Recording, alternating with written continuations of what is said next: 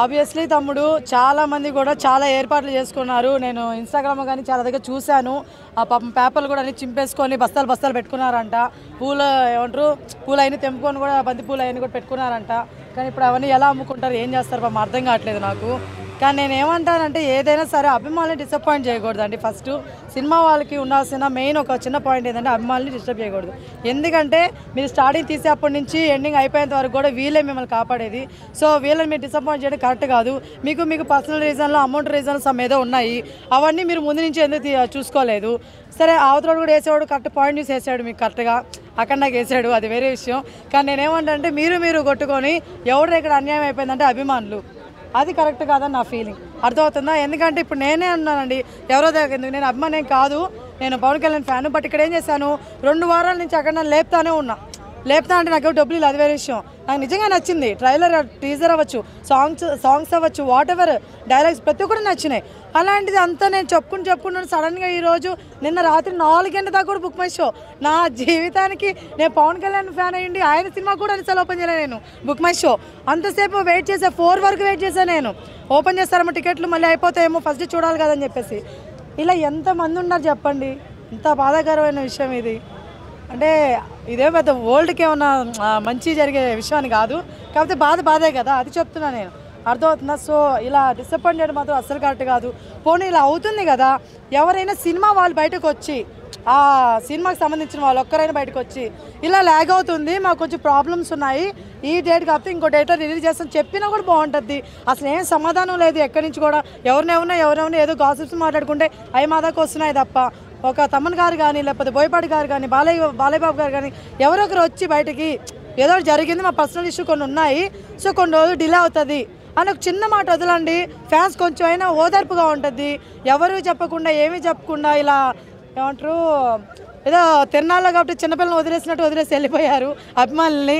అది correct అనిపించట్లేదండి. So please ప్రతి ఒక్కరు ఎవరొకరు కొంచెం రియాక్ట్ అవ్వండి. సినిమా ఎప్పుడు రిలీజ్ చేస్తున్నారు, టికెట్ ఎప్పుడు రిలీజ్ చేస్తారు ప్లీజ్ చెప్పండి. లేకపోతే పిచ్చోలాగా అందరు కలిసి పాపము చూసుకుంటానే ఉన్నారు. బుక్ మై షోలు చూసుకుంటున్నాము, థియేటర్ల దగ్గర అడుగుతున్నాము. సో ఇవన్నీ ఆగాలి కదా, మాకు టైంలు ఉంటాయి కదా, అందరికీ పనులు ఉంటాయి కదా మాకు కూడా. సో మీకోసం అంత టైం మేము పెడుతున్నప్పుడు మీరు ఒక టైం తీసుకొని మాకు ఈ ప్రాబ్లం ఉంది, సో కొంచెం లేట్గా వస్తుందని చెప్పాలి. ఆ చెప్పాల్సిన బాధ్యత మీపై ఉంది అని నేను కోరుకుంటున్నాను. సో ఇంతమించి ఇంకేం లేదు. లేట్గా వచ్చినా సరే లేటెస్ట్గా కొడతాడు మా బాలయ్య బాబు గారు, హిట్ బ్లాక్ బస్టర్ మాత్రం. దాంట్లో తిరుగులేదు. కాకపోతే ప్లీజ్ అప్డేట్ అనేది కొంచెం మాకు మీరు బయటకు వచ్చి చెప్పండి. అభిమానులు డిసప్పాయింట్ చేయొద్దు, ఇది ఒక్కటే నేను కోరుకుంటున్నాను. వీకెండ్ కాదండి, మండే వచ్చినా ట్యూస్డే వచ్చినా ఏ డే వచ్చినా కొడతాడండి అక్కడట్టు.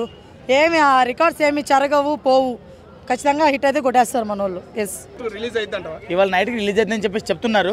సో అఫీషియల్గా అయితే ఏం రాలేదు, 8 గంటల వరకు వస్తుందని చెప్తున్నారు. అప్పుడు దాకా అన్అఫీషియల్గా ఎంజాయ్ చేద్దాం అందరం. ఏమన్నా రిలీజ్ కాకపోతే ఫ్యాన్స్ పరంగా ఎట్లా ఫీల్ అవుతారంటారు, సమాధానం ఎట్లా వచ్చిందంటారు? చాలా చావులు అయిపోయినాయి దీనివల్ల. అంటే ఏంటంటే పూర్ణకాలు లోడింగ్ చేసుకొని ఫ్యాన్స్ అందరూ ఆల్మోస్ట్ చివరికి ఉన్నారు, గడియాల దగ్గర పడిపోయినాయి. సో ఫ్యాన్స్ కి కొన్ని నూకలు మిగిలినని చెప్పేసి కోరుకుంటున్నా. గట్టిగా బాలయ్య గారి ఫ్యాన్స్ కి ఏం చెప్పినా ఎక్కదు, ఒక్క మ్యాన్షన్ హౌస్ తప్ప. ఇంకోటి అంటే జై బాలయ్య అని చెప్పడమే ఎక్కుద్ది, అంతకు మించిన ఏం లేదు. బ్రో నీకు హైలైట్ చెప్పనా, ఒకవేళ సినిమా రిలీజ్ అయి ఉంటే బహుశా నేను చూసేవాడిని కాదేమో, ఎందుకంటే నా దగ్గర టికెట్ డబ్బులు లేవు, అది మ్యాటర్. సో ఇవాళ పోస్ట్ పోయిన ఒక రకంగా నాకు హ్యాపీయే, ఎందుకంటే అందుకే ఆ టికెట్ 300 ఉన్నాయి, అక్కడ 600 టికెట్ అన్నారు. ఇంకో 300 సంపాదించిన తర్వాత బాలయ్య బాబు గారికి కాల్ చేస్తే వాళ్ళు రిలీజ్ చేస్తారు, అది మ్యాటర్. అది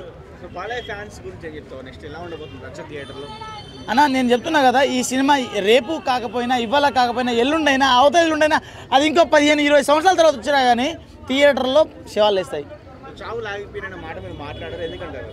చెప్తున్నా కదా శవాలు వేస్తాయని, ఆ హైక్తో పోయేట్టున్నారా జనాలు.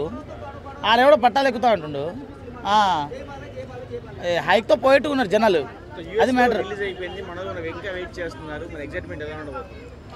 అదైతే ఖచ్చితంగా అడుగుతున్నారు ఐబొమ్మ రవి ఏడు అని చెప్పేసి. అదే కదా, ఐబొమ్మ రవి ఎక్కడ, మాకు ఐబొమ్మ రవి కావాలని అడుగుతున్నారు ఇప్పుడు. సో వాడు ఇప్పుడు గుర్తొచ్చాడు, ఎందుకంటే అక్కడక్కడ రిలీజ్ అయిపోయింది, ఇక్కడ రిలీజ్ అవ్వలేదు. ఆ బాధలో అడుగుతున్నారులే కానీ వాడికి సపోర్ట్ ఏం లేదు, ఆ బాధలో అడుగుతున్నారు. వాడు రాకపోవడం మంచిది, ఎందుకంటే సినిమా థియేటర్లో చూడాలి, థియేటర్లో ఎంజాయ్ చేద్దాం. ఏముండదు, గుడిచిపోయేట వాళ్ళందరం పక్క ఆల్రెడీ మూవీ రూల్స్ అనేది ఒకటి ఉంది కదా, దాంట్లో రావచ్చు. రాదు. వాళ్ళు ఏంటంటే పైరసీ చేస్తారన్న. వీళ్ళు ఏంటంటే మనోడు ఏంటంటే డైరెక్ట్ క్వాలిటీ హ్యాకే చేసేస్తుండే మొత్తం. అది మ్యాటర్. శాటిలైట్నే హ్యాక్ చేస్తున్నాడు. ఊరుకుంటారు. థియేటర్లో రిలీజ్ చేయలేదు కదా, ఇక్కడైనా మాకు బాలేబాబు గారు దర్శనం అయిందని చెప్పేసి చూసేస్తారు, ఫుల్ హ్యాపీ అవుతారు. అప్పుడు అన్న ఒకటే మాట అన్న, గట్టిగా మాట్లాడుకుందామంటే మేబీ ఇవాళ వచ్చిందనుకో, ఇవాళ సాయంత్రం 8 గంటల లోపు ఒక ట్వీట్, ఆల్రెడీ నేను ట్వీట్ చూశాను. సో ఇవాళ వచ్చిందనుకో ఫుల్ హ్యాపీ. ఒకవేళ రాలేదు అనుకో మేబీ 12వ తారీఖు. ఇంకోటి ఏంటంటే ఈ సినిమా ఎఫర్ట్ అనేది, ఈ సినిమా మీద పడ్డ ఎఫెక్ట్ సీదా ఎప్పుడు ఎక్కడ పడుతుందంటే రాయసాబ్ మీద పడుతుంది.